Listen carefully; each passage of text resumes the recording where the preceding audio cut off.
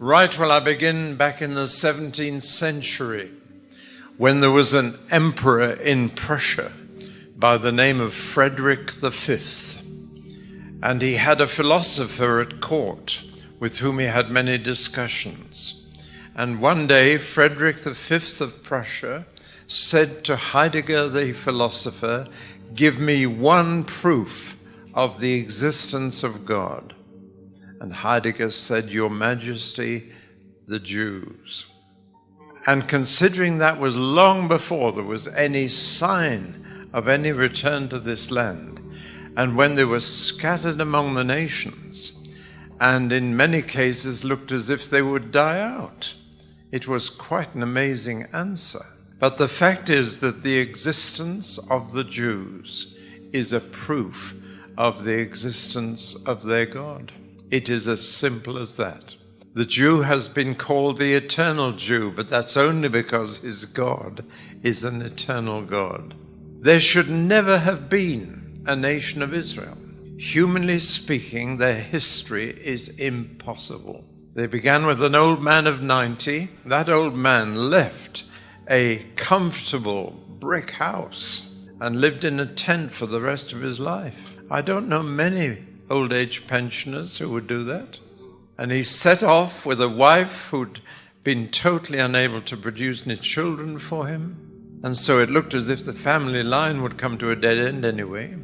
And they set off for this land, which in those days was not a very fertile land. And he would face more than one time of famine when there would be no food for him. And he had to go down to the breadbasket of Egypt to get something to eat. And that's how it all began, with the old man, his son, and his grandson. And yet God linked his name with the names of those three men forever. And the God we praise tonight is the God of Abraham, Isaac, and Jacob. Isn't that amazing? Well, they did go down to Egypt for food eventually, and one of Jacob's sons was sold into slavery and thrown into prison and became prime minister. I mean, that is an impossible story. Down there in Egypt, though Joseph was prime minister, it wasn't long before all the Jews were slaves. By that time, the descendants of the old man Abraham were in slavery.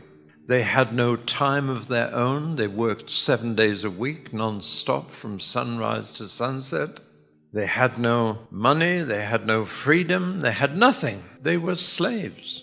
And yet they increased in number. And now came the first attempt at genocide of this people, when the Pharaoh commanded that every boy must be slaughtered, thrown to the crocodiles in the Nile. But the Nile saved one boy, Moshe, whom his mother was desperate to keep alive, and God's deliverer had been born. They should never have got out of Egypt. It's impossible. The Egyptians, from Suez down to the Red Sea, from Cairo rather, down to Suez, had a line of forts to guard the eastern border of their country and to keep slaves in as well as enemies out. There was no way those hundreds of thousands of slaves could get out of Egypt. It was humanly impossible. And of course, when they finally made a bid for freedom, they went totally the wrong direction. They went south until they were trapped between the sea and the Saharan desert. And behind them, the chariots of the biggest army in the then known world, trapped. They should never have escaped, but they did. And it was the Egyptian army with all its horses and chariots that didn't escape.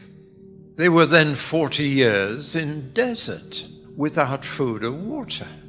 And in 1973, the Egyptian army, within 3 days, was dying in the Sinai Peninsula. And Israel took pity and released them. In a place where the Egyptian army of today could not survive 3 days, they survived 40 years. They should never have got into this land. They sent spies ahead to try and suss out the situation. The spies came back, a dozen of them, but 10 of them said, "We'll never get in there. We've seen their cities, And their city walls reach the sky. And inside are people who are far bigger than we are. They're a taller race. They're giants. We'll never get in.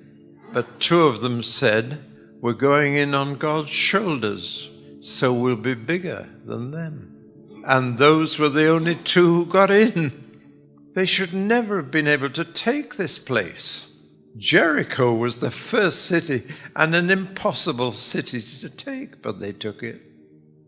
This is not an easy place to live by nature and by human nature as well.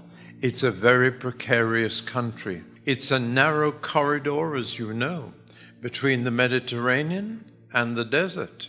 And on that side, the desert side, there is a long ridge of black basalt rock, which is so sharp and so hard that a camel cannot walk on it. And in this narrow corridor, which links Africa to Europe and to Asia, it's just a little narrow strip of land. And of course, because of that, it's the corridor between the rest of the world. Everybody traveling from one continent to another has to come through here. But right down the eastern shore of the Mediterranean is a mountain range, and there's only one gap in it. And the gap is a 12-mile across plain called the Plain of Yezreel, or the Plain of Esdraelon. And that's the only way through. Every army that has marched through this area has gone through that gap. It's the crossroads of the world. The road from Asia to Africa goes through that gap, and the road from Arabia to Europe goes through that gap, and the crossroads is at a little hill called Megiddo, or in Hebrew, Harmageddon.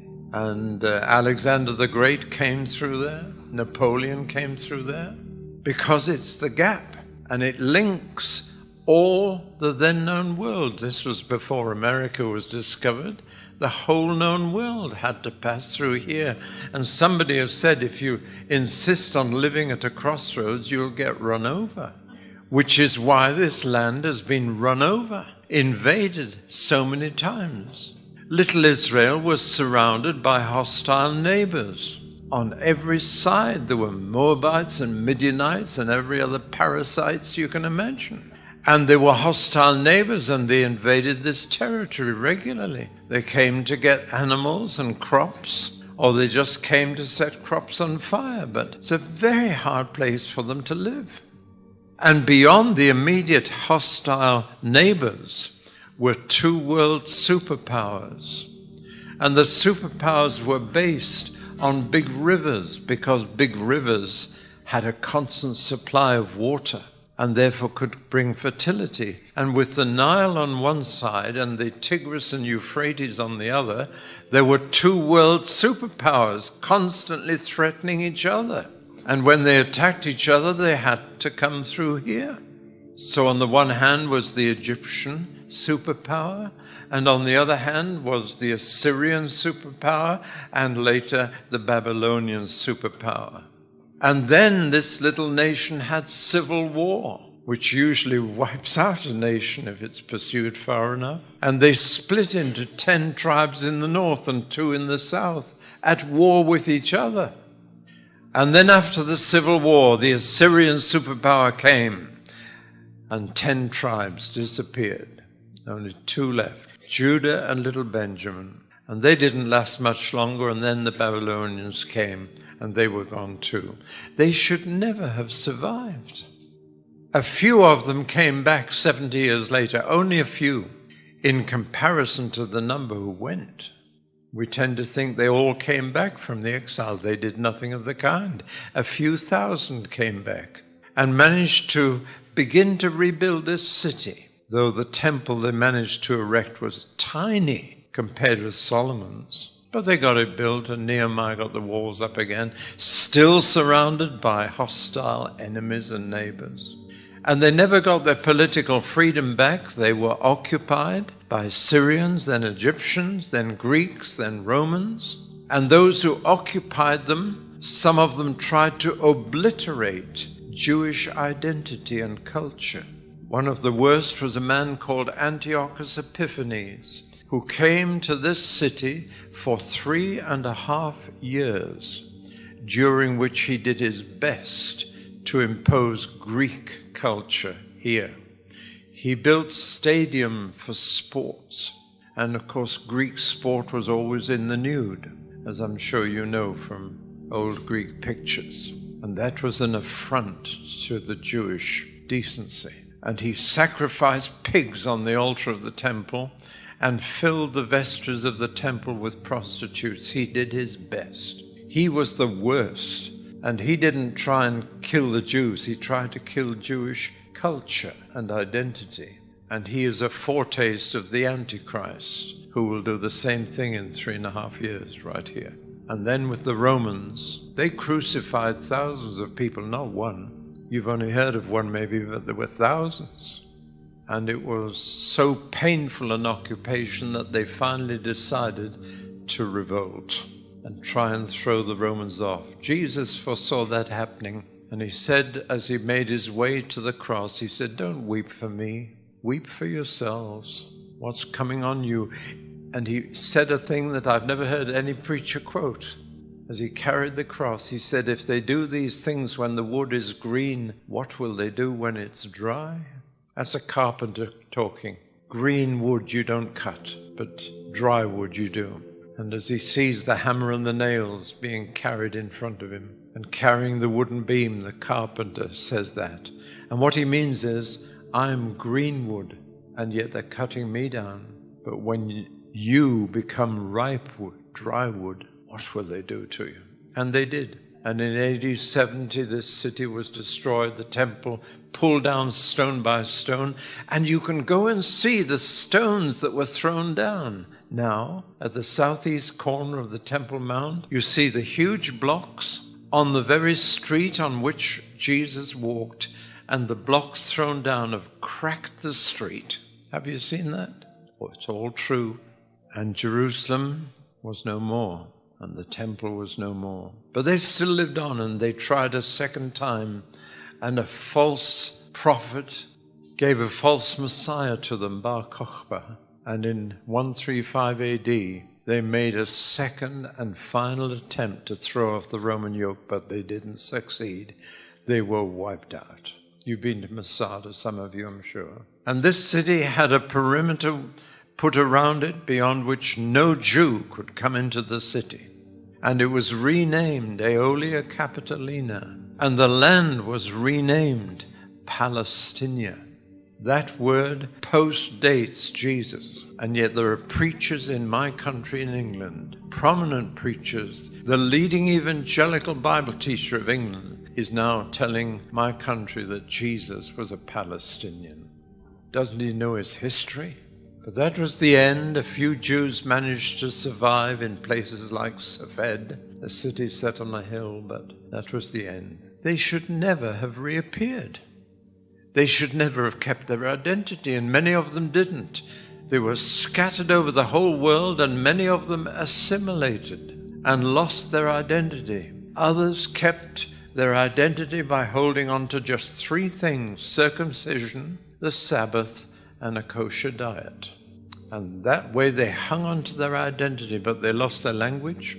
They lost so many other things, but they kept alive a hope that one day they'd be back here, next year, in Jerusalem.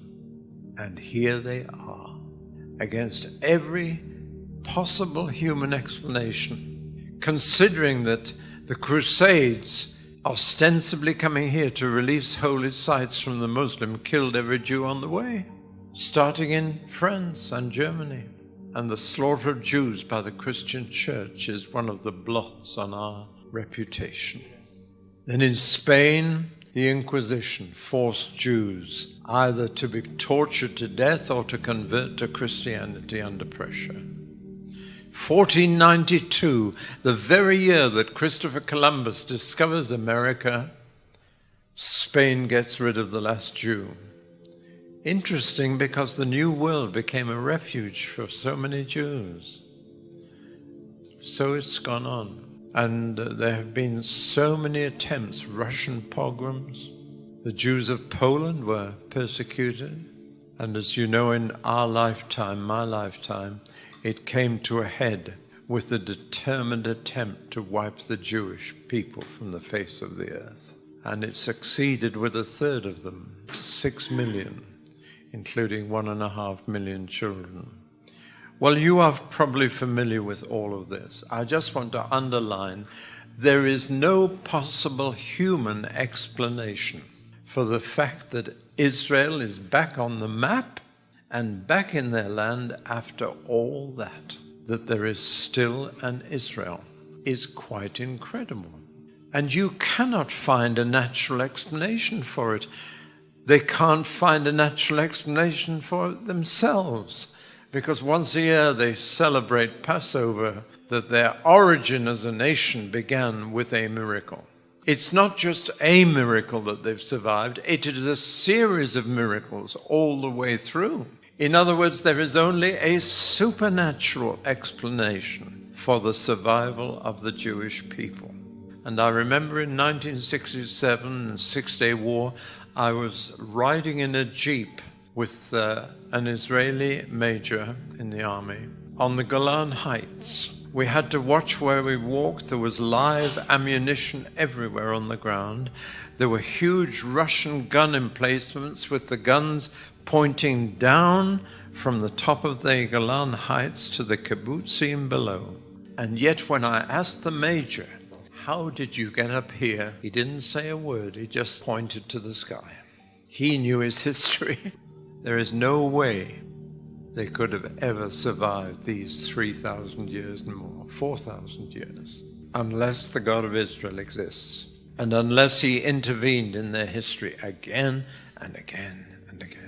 That's why Heidegger said to Frederick, "Your Majesty, the Jews," that's the proof of the existence of God, but only of the existence of the God of Israel. It doesn't prove any other God. Actually, no other God exists. The others are all figments of human imagination, but the God of Israel exists. And that is why Israel exists. And I predict now that on the last day of history, Israel will still be there. Jesus promised it. He said, "Heaven and earth may pass away," but he said, "This race will never pass away," and it hasn't. I am Alpha and Omega, the beginning and the end, saith the Lord, which is, and which was, and which is to come, the Almighty. He which testifieth these things saith, Surely I come quickly. Amen. Even so, come, Lord Jesus.